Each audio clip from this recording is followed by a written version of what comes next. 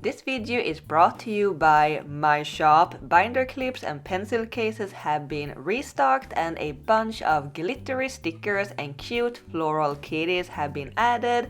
Please check it out, link is in the description. Thank you! Hi everyone! So as some of you may know, very recently I went through a minor surgery. It wasn't anything too serious, I'm doing well, but it still turned out to be a little more than I first expected when it comes to the recovery time. So the videos that I had initially planned to film has to be a little delayed, unfortunately. I may not be at 100% just yet, but I still feel the urge to film something. Then why not do my comfort kind of video, Scrawler box unboxing. And if you want to check out Scrawlerbox, I will have a link in the description box below. Thanks Scrawlerbox for the boxes. So I just watched Mariah Elizabeth's video where she opened a box of treats and she took inspiration from those treats and made characters, which is the same thing that Casey Golden's been doing for a while as well. So I thought whatever is in this box I'm gonna use as inspiration to create some new characters. So let's see what we have inside. Ooh, it's colorful. I like it already. This beautiful piece is made by Polina Savodina. Here's where you can find them and their art. I love the color scheme. And we got a pad of watercolor paper. Very nice and textured.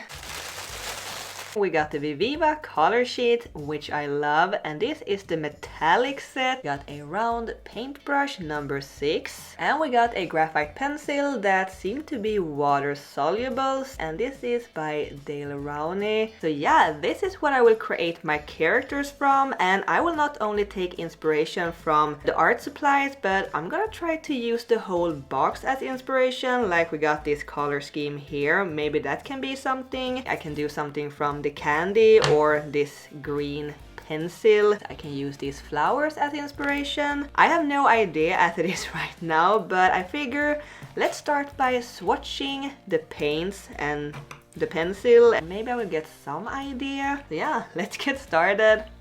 If you've been here on my channel before, I'm pretty sure you've seen the Viviva color sheets. I've talked a lot about them.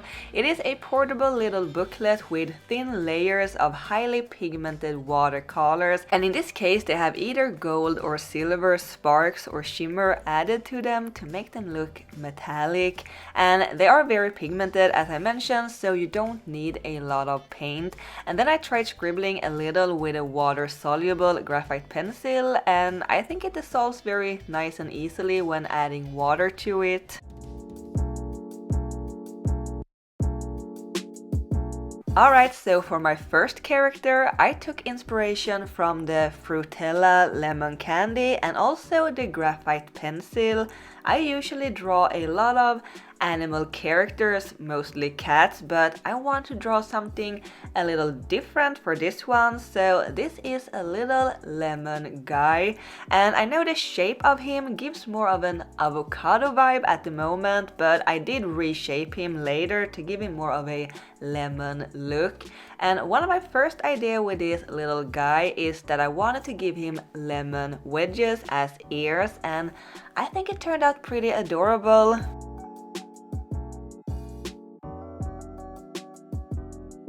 So since this isn't a straight up Scrawler challenge where I can only use the art supplies that comes in the box, I took the liberty to use some regular watercolors too, also from Viviva.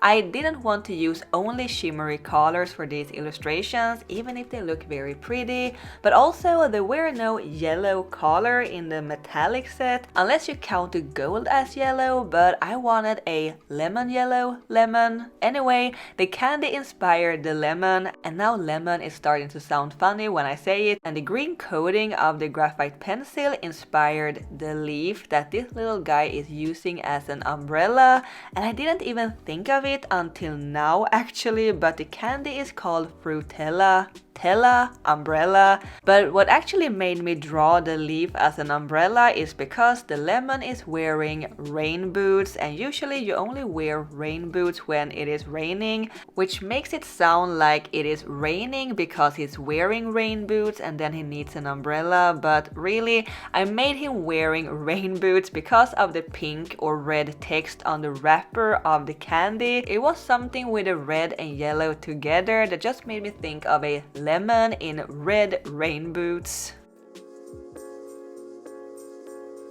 I mentioned that I was inspired by Mariah Elizabeth's video, and I might have had one of her characters in the back of my mind because I realized later that I drew my little guy with a lemon slice pattern, or whatever you could call it, on his belly, which is very similar to one of the characters that Mariah drew, but I just thought it looked too cute to not keep it that way, though it almost looks like someone took a knife and sliced off part of his belly so that the inner fruit meat is showing, which is a little disturbing and gross when thinking of it. Anyway, I added a blue background to illustrate the rainy, wet weather, and then I brought out some color pencils to add some details and line work. Color pencils are great when you want to add some more contrast, but you don't want any harsh, dark lines. I absolutely love this little guy and his red rain boots.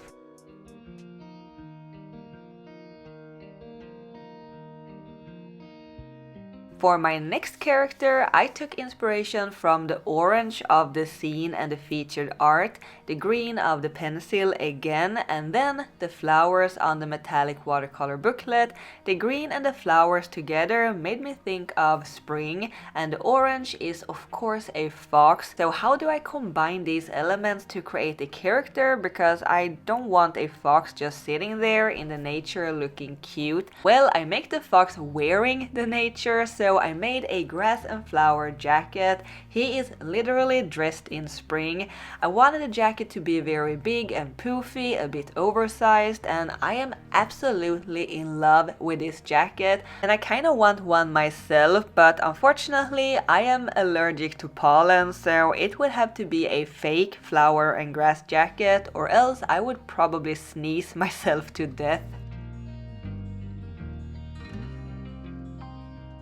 Before I added all the colors, it looks more like a winter jacket since it is so big and poofy, but I think the bright greens and the flowers made it look more like what I had in mind, a jacket made out of real plants. I used the metallic paints for the flowers and the gold for the zipper, and I really like that little splash of shimmery details. Then again, I bring in the color pencils to add some more details and line work. Also, I forgot to mention, but I'm using the Posca color pencils, which I've only used once when I made a video about them years ago, which is a shame really, because they are actually very nice to work with. They are soft and pigmented, and it works really well to draw with on this textured watercolor paper. And I may have gone a little overboard with all the details on the jacket, but I wanted to make sure that it looks very grassy and plant-like, and I think it turned out pretty good. The fox looks very happy with his new spring coat.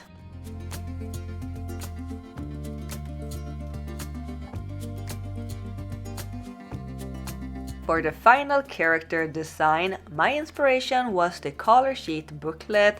I thought it could be interesting to turn the sheets with the different metallic paints into a dress. I'm specifically thinking of the edges of the pages where you can see the printed colors. So the pages would be different layers of the dress, and just like the color sheet booklet is very square and angular, I made a dress in a more boxy style, especially the upper part. I painted the dress in the same color order as they comes in the paint set, with the warmer colors on top, then the cool tones in the middle, and then on the bottom row it is silver and gold.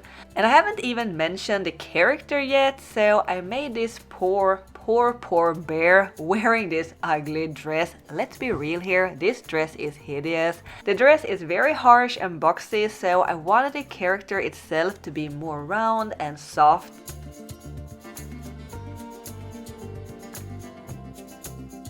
So this illustration may not be my favorite, I'm not a fan. I do like the design, but I don't love the colors.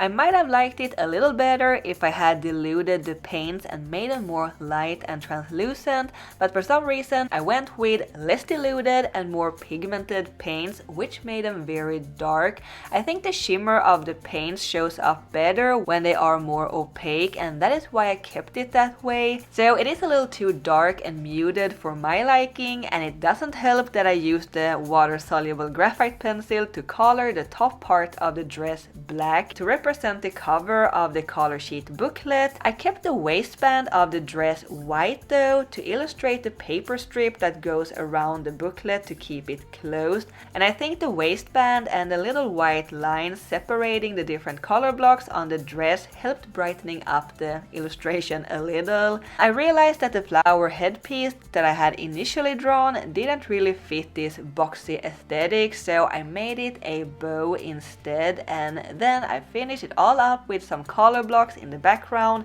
which I don't like at all, but it matches the dress at least, and then some color pencil details. But overall, it was super fun creating these characters from candy and art supplies. I haven't really done that before, so it was a very interesting exercise. I love the lemon and the fox. The bright colors makes me so happy.